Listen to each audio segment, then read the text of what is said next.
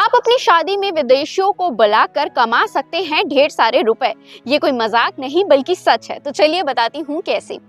जब आपकी शादी हो रही है तो उसमें आप अपने शादी का सारा डिटेल कि किस दिन पर शादी है, क्या कुछ लोकेशन है, वो सारे डिटेल्स आप joinmywedding.com पर डाल सकते हैं। उसके बाद जो भी विदेशी इंडिया घूमने के लिए आ रहे होंगे और उनके नियर बाय लोकेशन में अगर वो वेडिंग अटेंड करना चाहेंगे तो वो आपको इसके लिए पे करते हैं, क्योंकि विदेशियों को इंडियन कल्चर, इंडियन ट्रेडिशन बहुत अच्छा लगता है, बेहद पसंद आता है।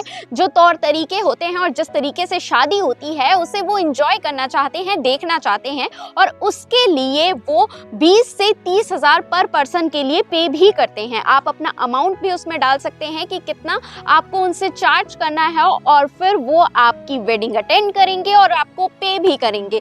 तो आपको ये खबर कैसी लगी कमेंट करके जरूर बताइएगा और एक बार ट्राई जरूर करिएगा।